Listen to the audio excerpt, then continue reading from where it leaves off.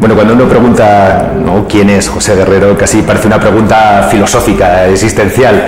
Lo cierto es que soy un profesor de lengua y literatura español que nació en 1976 en la ciudad de Zaragoza. Eso es lo que he sido hasta ahora. Parece que a partir del premio internacional de novela Quipus, ahora soy escritor. Y es otro de los elementos que van a conformar mi identidad, ¿no? Pero será a partir de ahora. Esto de ser escritor es nuevo para mí.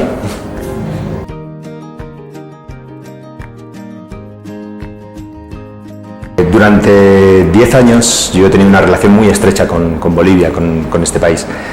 He estado casado con una tarijeña, he estado casado con una chapaca y ella y su maravillosa familia me adoptaron y me convirtieron en un chapaco de adopción. Digamos que a través de sus ojos pude apreciar, ¿no?, el cariño y el amor que le tiene a su país, y luego a través de los míos darle el sentido del humor paródico y de farsa que hace que haya surgido esta idea de novela.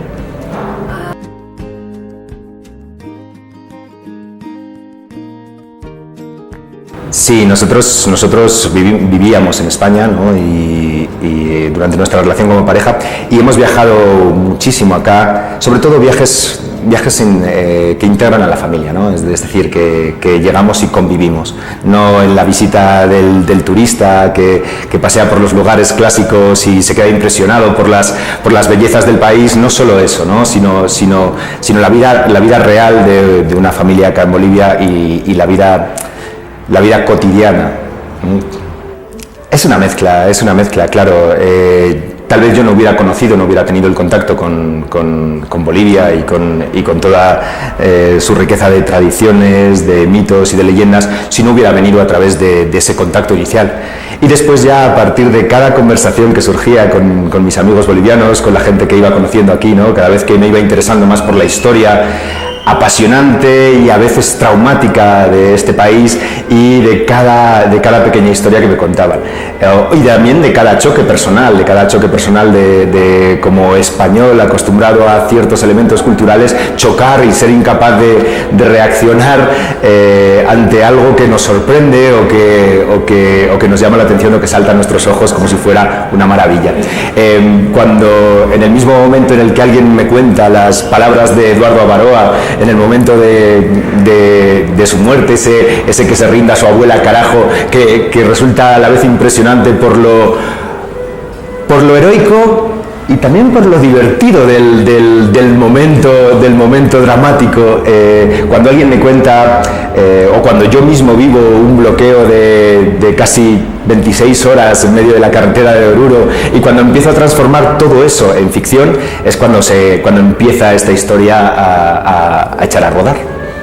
Bueno, yo debo decir que en mi forma de trabajar puedo parecer un poco chapaco. Es decir, podría decir que ha tomado 6 años o 7 años, pero a lo largo de algún año apenas he escrito 2 palabras, y luego durante 2 o 3 meses, como si fuera la gran fiesta, me he divertido creando páginas y páginas y páginas. Así ha sido un poco irregular en mi forma de trabajar.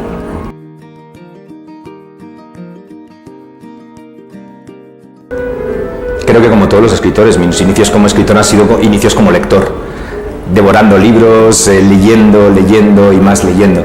Después es verdad que me dediqué mucho más a la docencia, a la investigación, y solo recientemente volví a recuperar un poco la idea de escribir, de volver a crear historias y recuperar algo que tenía allí desde hace tiempo.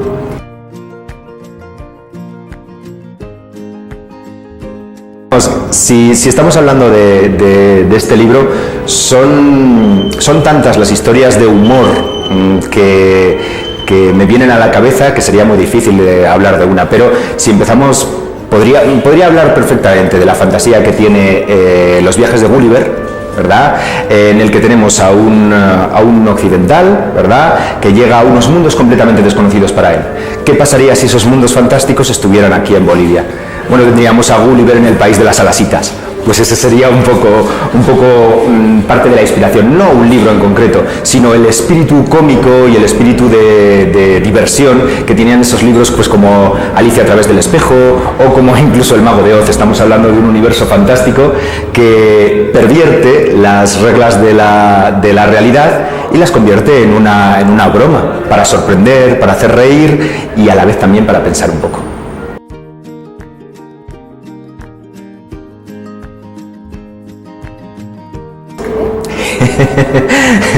No, soy perfectamente caótico en eso, soy perfectamente capaz de escribir en la cama con el portátil y del mismo modo irme a un café y seguir trabajando allí o mismamente tomar notas y escribir 10, 15 páginas en unas cuartillas, en unas hojas de papel y luego perderlas.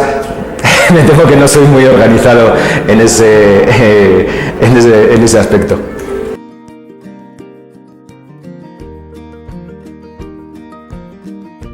No fui yo quien lo mandé, no fui yo quien mandó el manuscrito, fue una persona que realmente confiaba en mí, confiaba en las cosas que yo escribía y que creía en esas palabras escritas y que podían llegar más allá y que tenían un vuelo más alto que quedarse escondidas, ¿no? en un cajón o en un archivo del ordenador.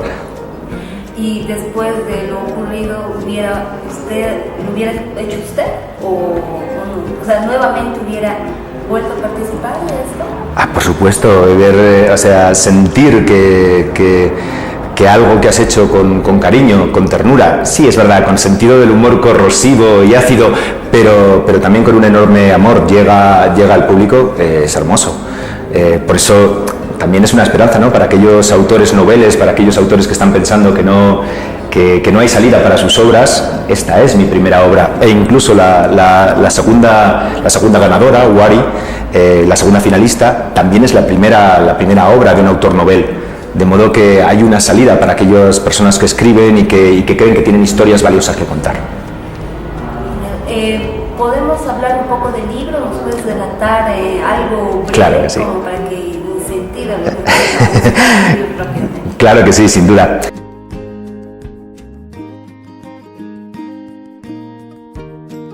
Bueno, Los dos sombreros del gallego es una historia que yo podría calificar de mutante o híbrida en cuanto a los géneros, ¿no? Se trata de una fusión entre la fantasía, el humor y la historia de Bolivia, puesto que mezcla todos estos elementos como si fuera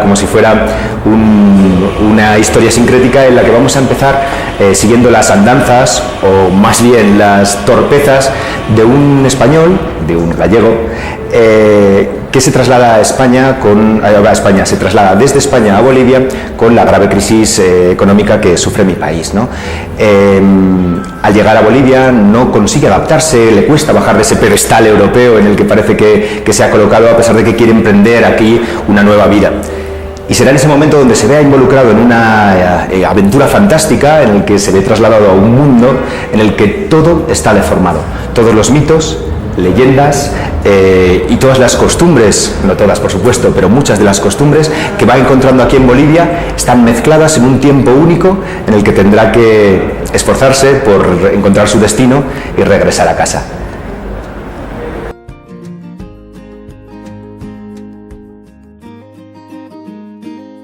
Siguiendo con el tema del humor, yo siempre he pensado que el humor nos va a permitir acceder a aspectos de la realidad que quizás solo viéndolo sin humor son imposibles. Y quería seguir con este espíritu de parodia, este espíritu de farsa y tratar de llevarlo a ciertos relatos cortos que aludieran a algunos aspectos que yo he conocido acá, ¿no? Sería una colección de relatos titulado Falso Conejo.